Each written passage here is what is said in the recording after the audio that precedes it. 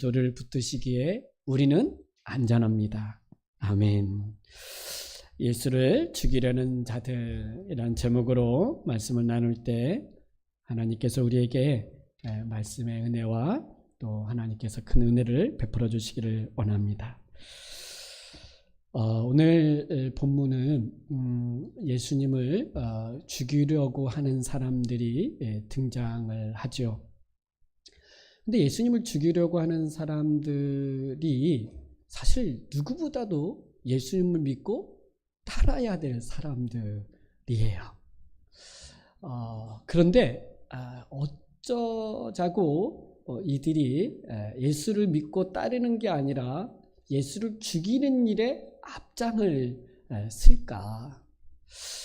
여러분 2절에 보면 대제사장들과 서기관들이 예수를 무슨 방도로 죽일까 궁리하니 이는 그들이 백성을 두려워함이더라. 여러분 누가 예수를 죽이려고 궁리를 한다는 거예요? 대제사장들과 서기관.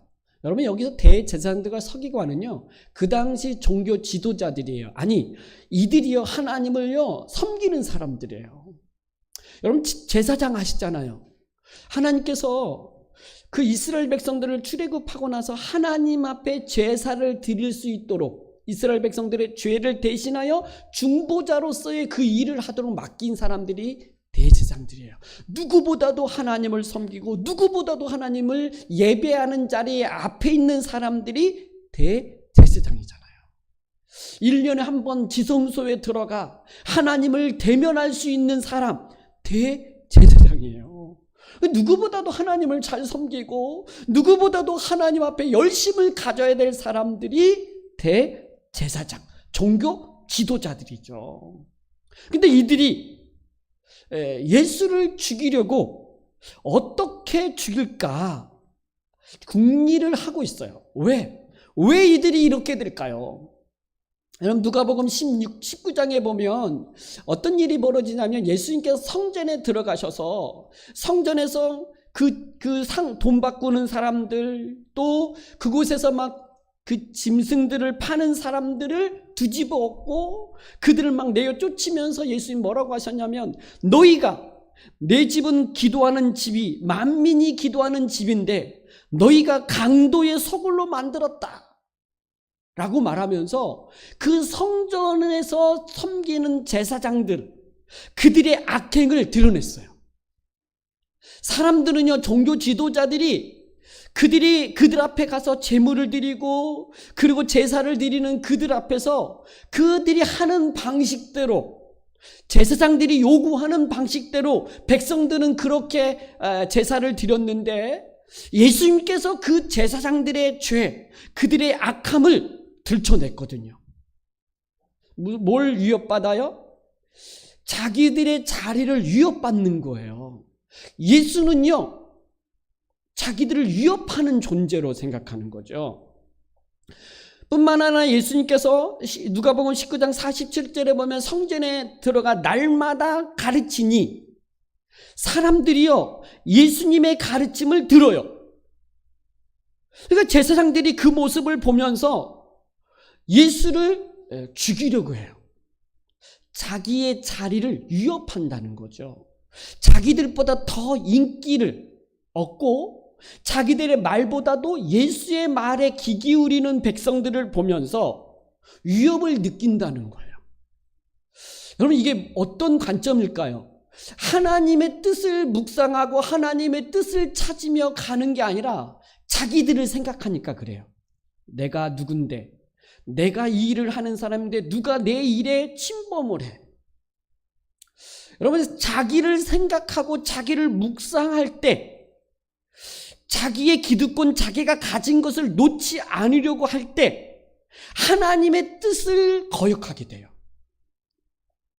우리가 신앙생활 하면서 우리가 끊임없이 우리 인생을 생각하면서 하나님의 뜻을 묵상하고 하나님을 묵상하고 예수 그리스도를 묵상하며 가야 되는데 자기를 묵상하면요 자기가 없는 게 드러나고 자기의 약함이 드러나고 또 자기 가진 것을 지키려고 하는 이것이 드러나요. 그러니까 이걸 어떻게 지킬 것인가 어떻게 나의 약함을 보강할 것인가를 찾을 때 하나님을 묵상하고 예수 그리스도를 묵상하면 그분으로 인하여 담대함을 얻는데, 하나님을 묵상하지 않고 예수 그리스도를 묵상하고 생각하지 않으면 다른 것에서 그것을 보강하려고 그래요. 아니, 자기 것을 지키려고 하나님을 대적해요. 그러니까 자기에서 벗어나는 것이 신앙생활이에요. 자기를 부인하고 자기 십자가를 지고 나를 따르는 자가 내 제자가 될 것이다. 자기를 하나님의 밀이 떨어져 썩으면 많은 열매를 맺을 것이다. 너희가 경건하게 살고자 하는 자는 박해를 받을지어다. 그럼 이게 어떻게 보면 자기 부정이에요. 자기 부인. 근데 신앙은요, 자기를 부인하는 건데, 신앙과 다른 것은 자기를 강화시키는 거예요. 그러니까 자기를 강화시키기 위해서 자기를 묵상하면 정말 하나님을 잘 예배하고 섬겨야 될 자들이 하나님을 섬기는 자리에 있지 않고 오히려 하나님이 보낸 자를 죽이려고 하는 일에 궁리를 하고 있어요. 참된 신앙으로 가지 못하고 그저 자기 형편, 자기 상황, 자기 위치에서만 이야기를 해요. 하나님의 뜻은 무엇인가? 그럼에도 불구하고 그런 가난함 속에서도 하나님의 뜻이 무엇입니까? 내가 뭘 하나님을 살아야 됩니까를 방향을 바꾸는 게 아니라 나는 이것도 없고 저것도 없는데 내가 어떻게 기도할 수 있는 시간을 확보하며 예배할 수 있으며 이런 생각을 얘기하는 거예요. 그러니까 자기에게 묶여 있으면 우리는 자꾸 자기에게 묶이지 말고 하나님 앞에 나아가라고 이야기하는데 하나님께 나아가는 것이 아니라 자기에게 묶여 있으면 지금 대제사장들과 서기관들처럼 예수를 무슨 방도로 죽일까 궁리하고 있는 거예요. 여러분, 궁리하다라는 말이 뭐예요? 모색하다는 말이고 방책을 찾다는 말이에요. 그러니까 예수를 죽일까를 계속 고민하는 거예요. 여러분, 신앙을 죽이는 일, 믿음을 죽이는 일을 생각하는 거예요. 너무 안타깝죠. 누구보다도 열심히 하나님을 섬기고 예수 그리스도를 믿고 따라야 될 사람들이 지금 그러지 못하고 있는 거죠. 그런데 이 대제사장들과 서기관들이 백성들을 두려워하여 쉽게 움직이지를 못해요.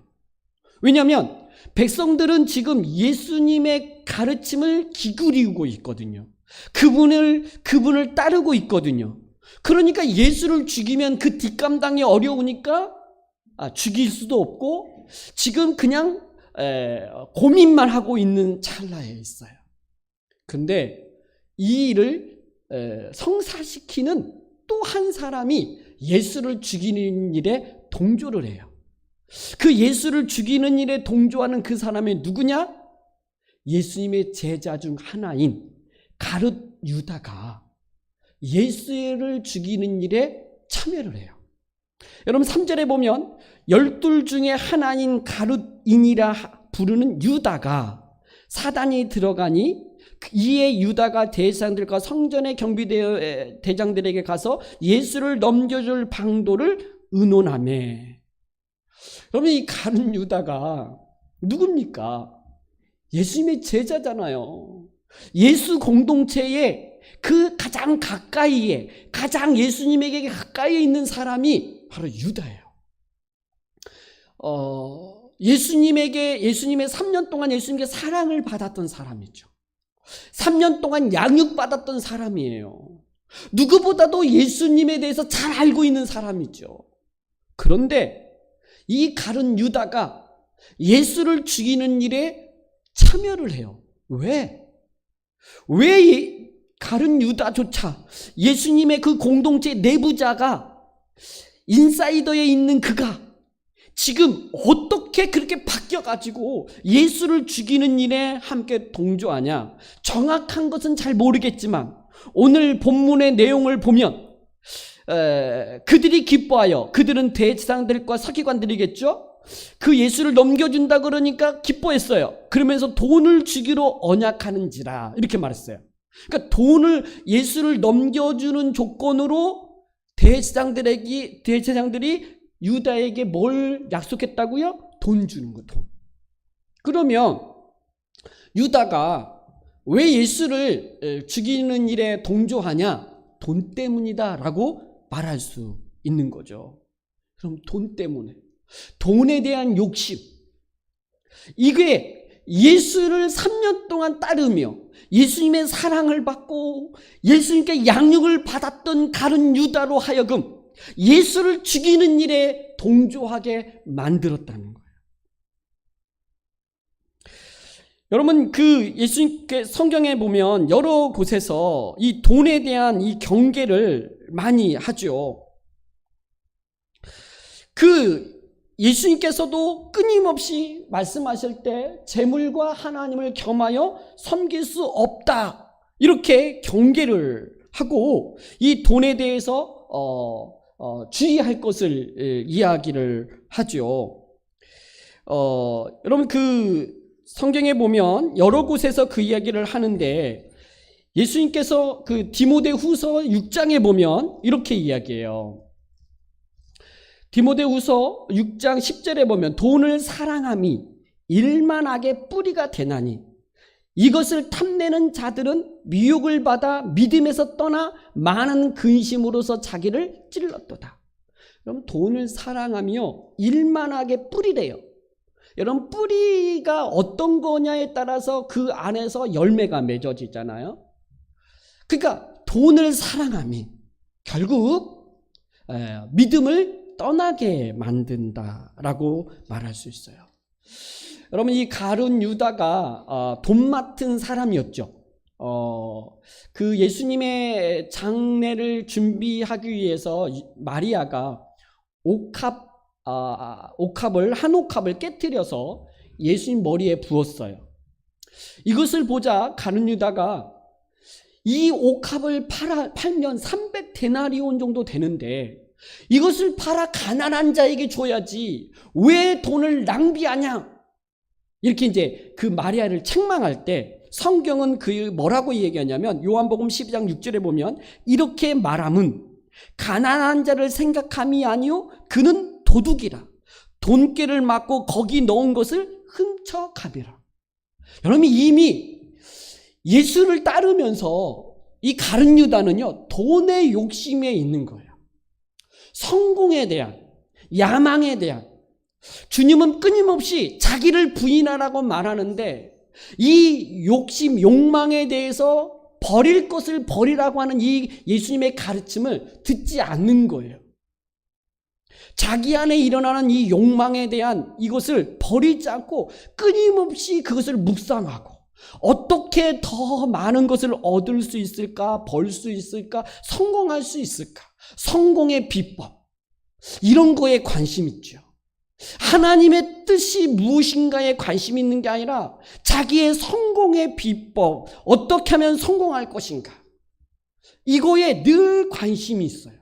그러니까 어느 순간에 이 돈의 욕심에 의해서 믿음에서 떠나고 예수를 죽이는 일에, 넘겨주는 이 일에 동조하고 있는 거죠.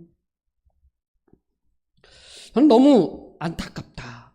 주님은 그 가룟 유다를 아셨어요. 그러면서도 끝까지 요한복음 13장 1절에 보면 이 가룟 유다를 끝까지 사랑하셨더라, 이렇게 말씀하세요. 그 사랑을 받는 이 가룟 유다가 이 욕심, 돈의 욕심과 이 욕망에 대해서 버리지 못하고 결국 그 예수를 죽이는 일에 동조하게 되죠. 그가 받았던 돈은 은 30이었어요. 은 30은 노동자가 120일 정도 일해서 받는 월급 정도, 임금 정도 돼요. 그러니까 1200만 원에서 2000만 원까지 얘기할 수 있겠죠. 그 당시 노예 한 사람의 값이라고도 얘기해요.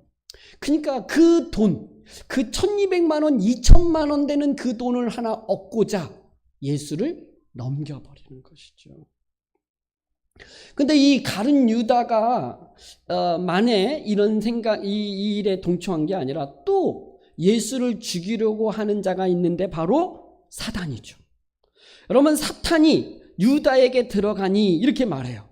여러분, 이 사단은요 끊임없이 예수를 죽이는 일, 아니 하나님을 섬기지 못하고 하나님께 나아가지 못하도록 방해하는 자가 그 위협하는 자가 사탄이죠. 아담에게 왔고, 그리고 예수님이 공생애를 시작할 때 사단은 40일 동안 금식할 때에 예수에게 가서 3가지 시험을 하면서 그를 유혹했어요. 여러분, 사단은요 끊임없이 하나님 앞에 나아가지 못하도록 우리를 유혹해요. 그러면 왜 유다에게 사단이 들어갔냐? 12 제자들 중에 왜 유다냐라고 말할 때, 여러분, 사단은요 우리의 생각을 통해 들어와요. 유다가요 계속해서 뭐의 생각이에요? 어떤 생각을 하는지, 무엇에 관심이 있는지 사단도 알아요. 우리가 인생을 살아가면서 무엇에 약한지를 사단이 더 잘 안다고요. 그래서 그 약함을 파고들어서 생각 속에서 들어와요. 그러니까 우리가 생각할 때, 저는 아까 자기를 묵상할 게 아니라 하나님을 묵상하고 예수 그리스도의 그 십자가의 은혜를 묵상하며 살아갈 때 우리의 약함이 그 안에 드러나고 우리의 죄가 드러나더라도 그 하나님께서 나를 사랑하셔서 자기 아들을 보내주신 그 은혜와 나의 죄를 대신하여 십자가에 죽으신 예수 그리스도의 그 은혜를 붙들 수 있기에, 우리의 약함과 우리의 연약함에도 불구하고 우리는 다시 하나님 앞에 일어날 수 있는 거예요. 근데 하나님을 묵상하지 않고 예수 그리스도를 묵상하지 않으면 나의 약함과 나의 부족함 앞에 우리는 그것을 극복하기 위해서 다른 생각을 할 때 사단도 함께 그 생각을 진전시켜 가죠. 저는 이 사단이 유다에게 들어온 것은 바로 유다가 어떤 것에 관심 있고 무엇을 생각하며 살아가는지를 알기 때문에. 사단도 예수의 그 구원의 그 일을 끊임없이 막아서려고, 방해하려고 그 역사했던 그 사단도 여전히 예수 그리스도 앞에서 예수를 죽이는 일에 동조를 하죠. 여러분, 사단은요 거짓의 영이라고 말해요. 속이는 자라고 이야기해요. 이 사단이요 끊임없이 지금도 역사하죠. 여러분, 이 눈을 봐야 돼요. 내 안에서, 내 인생 속에서 끊임없이 나를 믿음에서 떠나게 하고 하나님을 믿지 못하게 하고 신뢰하지 못하게 하는 이 사단의 역사가 있음을 봐야 돼요. 고린도후서 4장 4절에 보면 이렇게 말씀하세요. 그 중에 세상의 신이 누굽니까? 사탄이죠. 믿지 아니하는 자들의 마음을 혼미하게 하여 그리스도의 영광의 복음의 광채가 비치지 못하게 합니다. 여러분, 사단이요 그 믿지 않는 사람들의 마음을 혼미케 하여서 그리스도의 영광의 복음의 광채가 그 안에 들어가지 못하게 막는다는 거예요. 그러니까 하나님의 말씀을 듣지 못하도록 사단이 막아서고 있다는 거죠. 그때 사단이 우리 안에서 역사하게 만드는 것은 우리의 생각이라 그랬어요. 우리가 지금 품고 있는 마음가짐이겠죠. 믿음을 잃어버리고 세상을 두려워하고 믿어봤자 소용이 없다. 이것이 무슨 의미가 있는가? 왜? 내게 원하는 것에 있어서 도움이 안 된다는 것, 신앙이. 그러니까 극히 자기중심적이고 자기에게 묶여있기 때문에 그런 거죠. 그러니까 그때 사단도 그 안에서 역사하죠. 그래서 사단이 끊임없이 우리를 속이고 있어요. 여러분, 하나님의 말씀으로 대적해야 돼요. 하나님의 그 예수 그리스도의 십자가를 붙들고 그를 대적해야 돼요. 그렇지 않으면 우리는 이 사단의 속임수에 넘어져서 예수 그리스도를 죽이는 일에 동조하고 하나님이 이루시고자 하는 그 일을 막아서고 하나님의 나라를 무너뜨리는 일에 앞장설 수도 있어요. 그건 기독교 역사 속에서도 끊임없이 일어난 일들이죠. 열심을 가졌던 사람들이 오히려 하나님의 영광을 가르는 일들이 많았죠. 요한복음 8장 44절에 보면 너희는 너희 아비 마귀에게서 났으니 너희 아비의 욕심대로 너희도 행하고자 하느니라.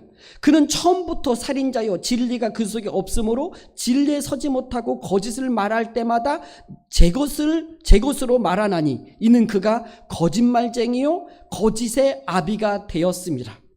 예수님께서 이 사단에 대해서 이렇게 말한 거예요. 거짓의 아비, 거짓말쟁이, 속이는 자, 거짓의 영. 그래서 끊임없이 우리 안에 이 속삭이는 것들, 아니 우리 안에서 끊임없이 부정적이고 오히려 믿음의 삶을 살지 못하게 만드는 이 일들이 있다.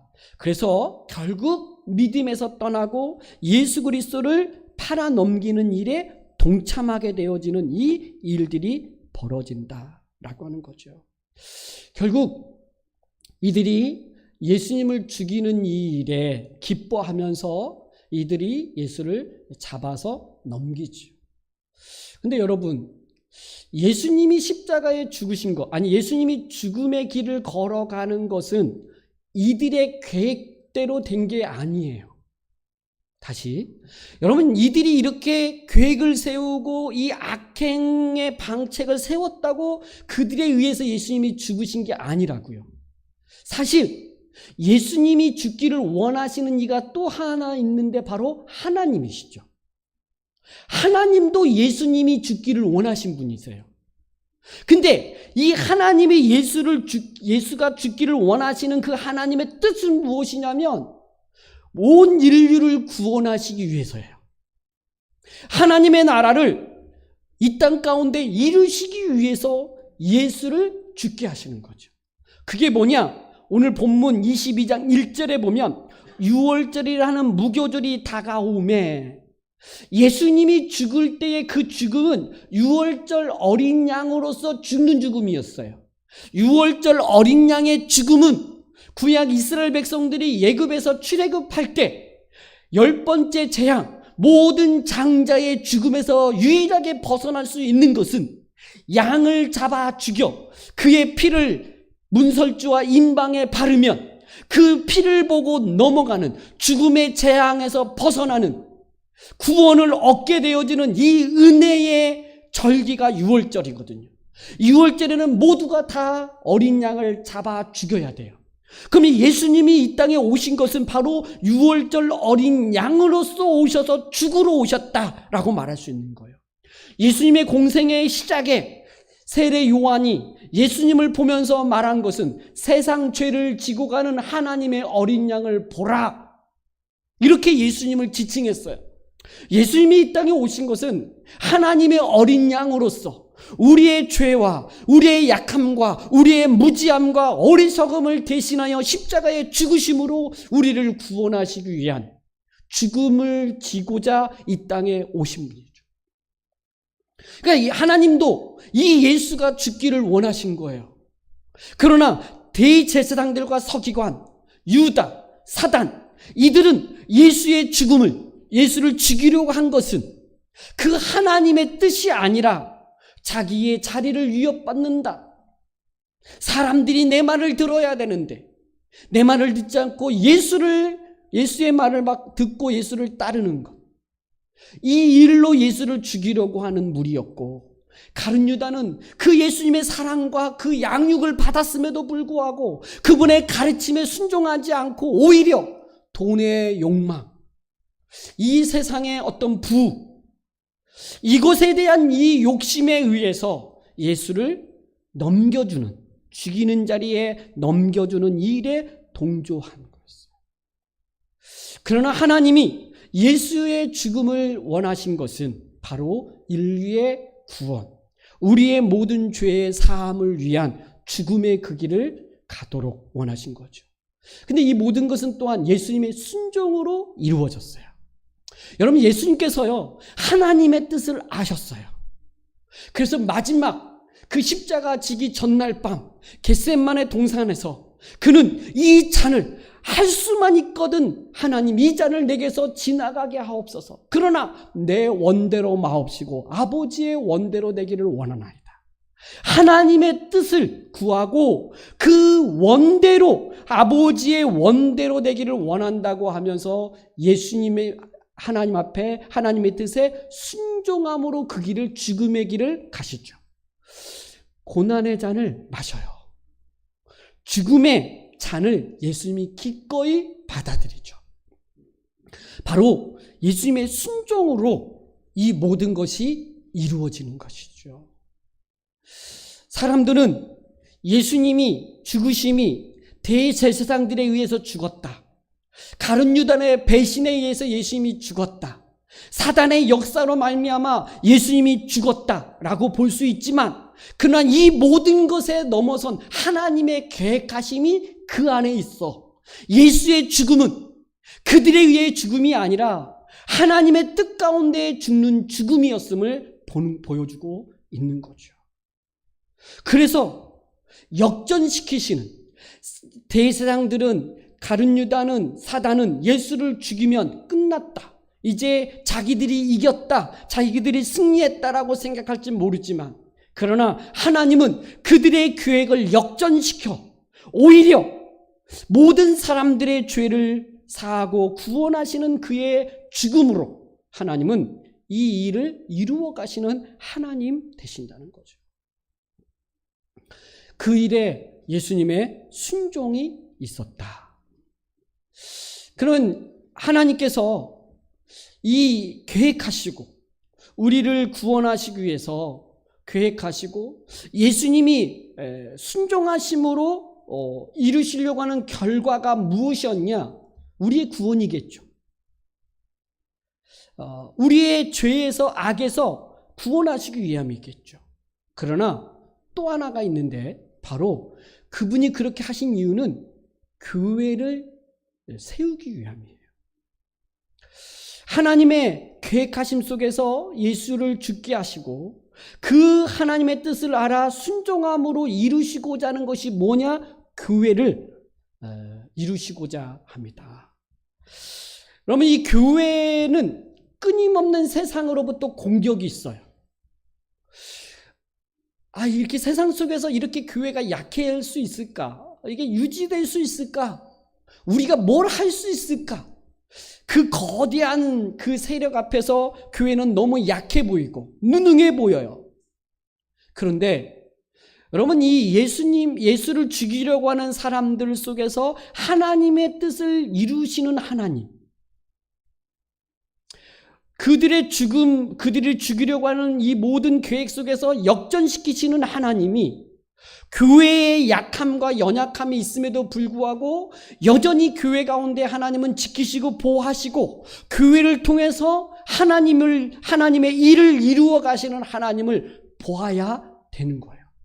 저는 이 교회 가운데 역사하신 하나님을 보는 자가 바로 교회의 일원이다. 그래서 교회의 크고 작음에 주눅들지 않아요.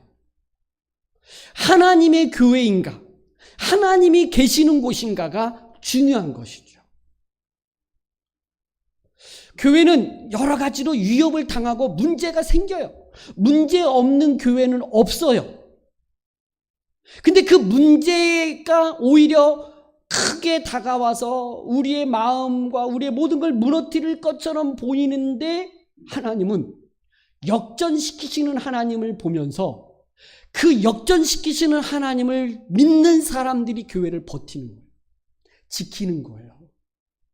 이들이 누구냐? 지도자들이죠. 이 눈을 가진 사람, 이 안목을 가지는 사람.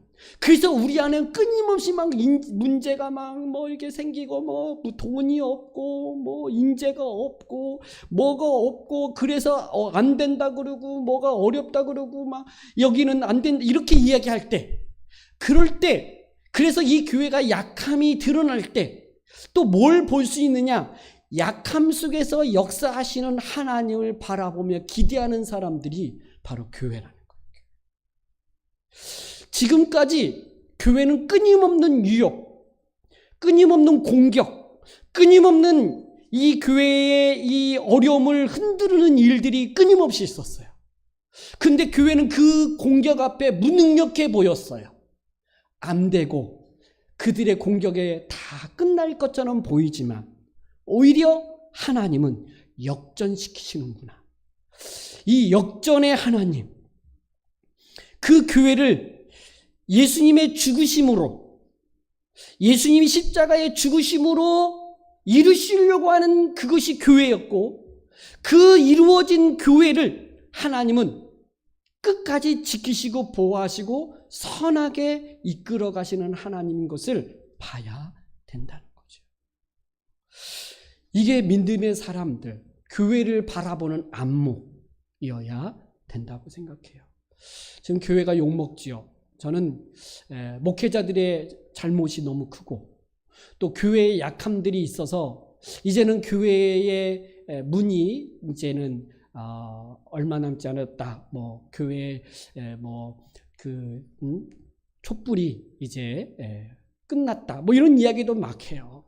그리고 요즘 젊은 세대들 더 이상 교회의 매력을 느끼지 못하고, 더 이상 예배에 대한 이런 보수적이고 그 집단적이고 이런 것들에 대한 회의감을 가지고 있는 젊은 세대들이 더 이상 교회를 오지 않을 거다.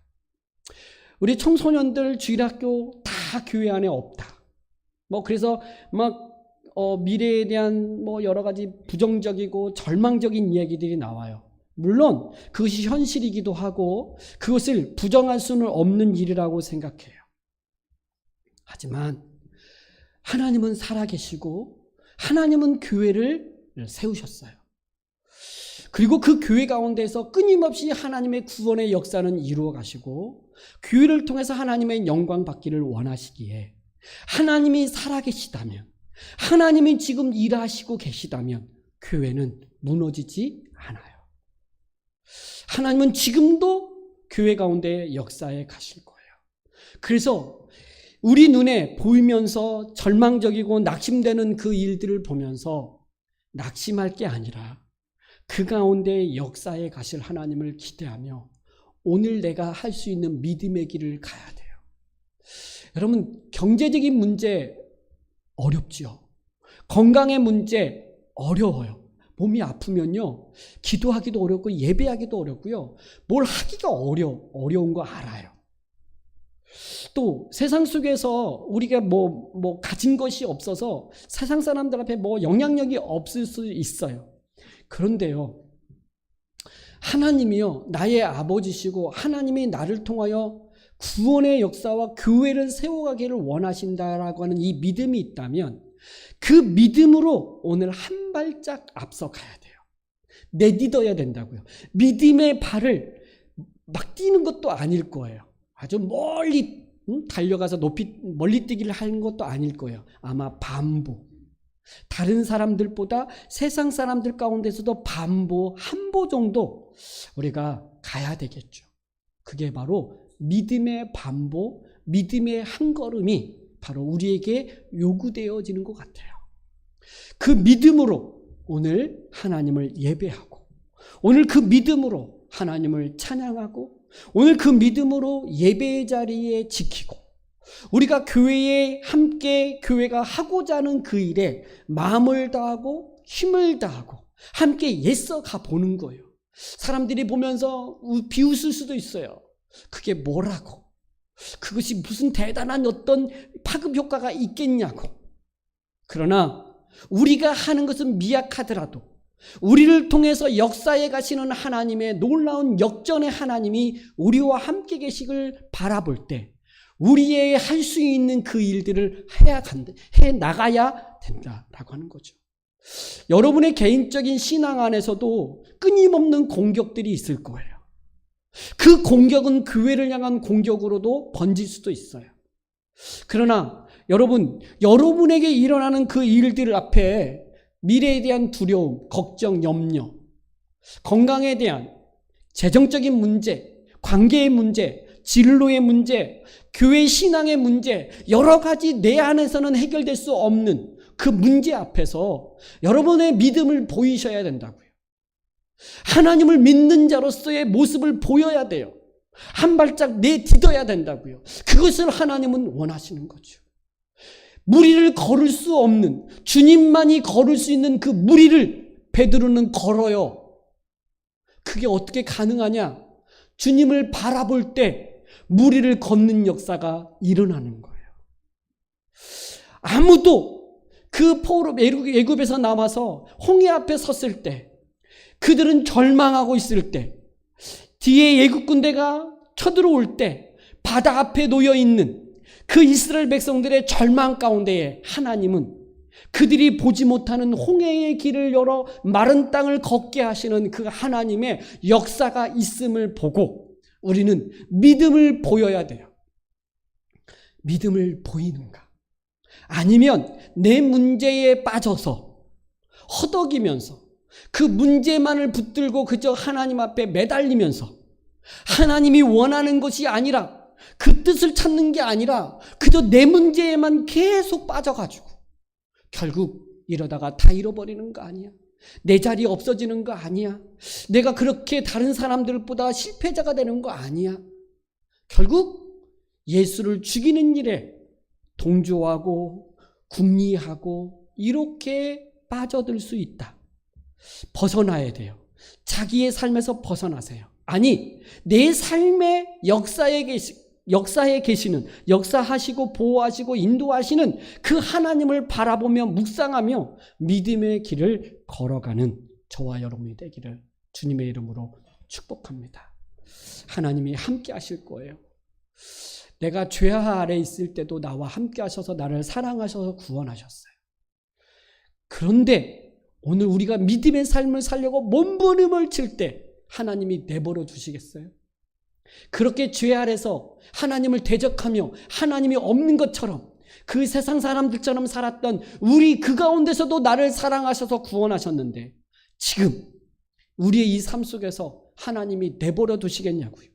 그 하나님이 나의 아버지 되시기에 그 하나님 아버지 되심을 믿고 의지하면서 믿음의 길을 좀 걸어갔으면 좋겠고, 믿음의 한 발자국을 내딛는, 그래 안 돼 힘들어 할 때 믿음의 길을 한번 내딛어 보세요. 그냥 물 위에 발을 한번 옮겨 보세요.